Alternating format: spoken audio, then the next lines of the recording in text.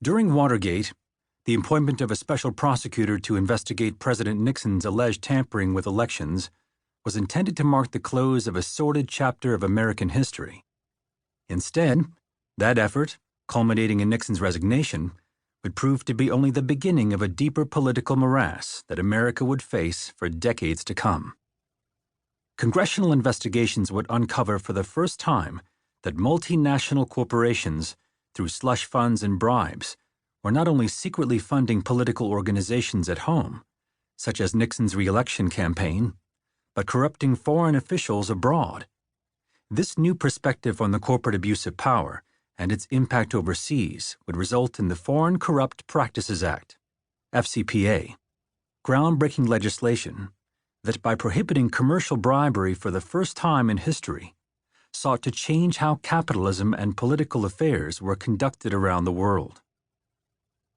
Now, more than 40 years later, we are experiencing a kind of déjà vu, as a special counsel investigates whether the president allegedly abused his power, again by obstructing an inquiry into a possible manipulation of the country's elections.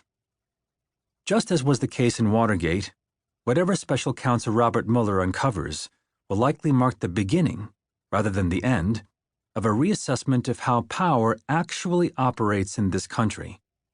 And just as in Watergate, there is the possibility that Mueller's far-reaching probe may reveal how tightly political corruption and corporate corruption are linked through bribery, just under the surface of American political life.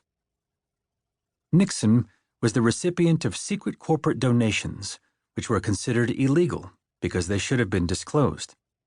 But the payments, while unlawful, did not compromise the presidential election itself. Mueller's Russian inquiry is directed at a potentially far more serious crime.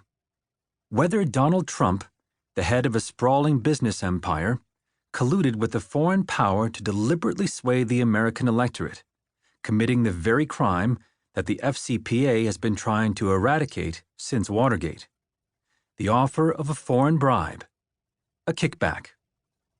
That law specifically states that a corporate bribe need not involve an actual exchange of money.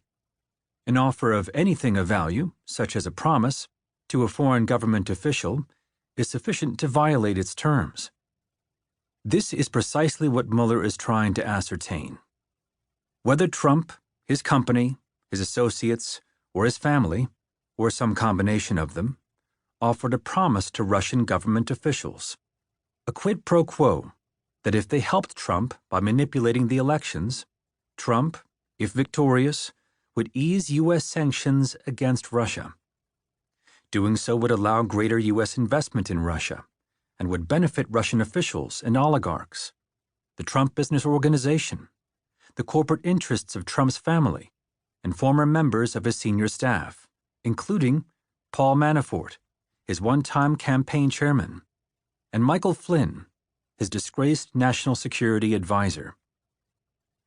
If the Trump Organization or anyone connected with it did make such a promise, and depending on how that promise was conveyed to Russian officials, the Justice Department, DOJ, would have strong grounds for pursuing an FCPA charge, among others.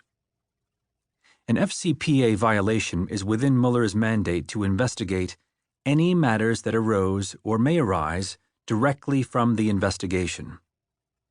As has been widely observed, Mueller has hired two former federal law enforcement officials with extensive experience in investigating fraud, money laundering, and overseas bribery.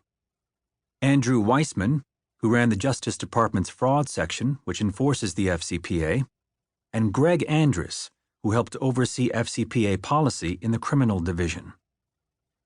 The drama playing out in Washington starkly highlights the fact that foreign corporate bribery can be a deeply misleading term. We have come to regard it, when we think of it at all, as something that unscrupulous companies do in distant countries, so that any impact it has must be contained overseas. If a corporation pays kickbacks to a greedy government official abroad, why should we be concerned? But in a highly interconnected world, bound together by a global market, a global financial system, and the constant migration of people, goods, and capital, corruption rarely stays out there. Bribes eventually harm Americans, American society, American values, and American interests, both domestically and around the world, in ways that are difficult to gauge. Why do firms resort to bribery? The obvious reason is to gain an advantage over their competitors. But illicit payments also buy the illusion of growth in the short term, of increased market share and inflated firm value. It does not take into account the harm that this practice causes to companies themselves, sinking employee morale, diminished profit margins, and the possibility of hundreds of millions of dollars in fines and penalties, not to mention a reputation that will be associated with corruption and deceit.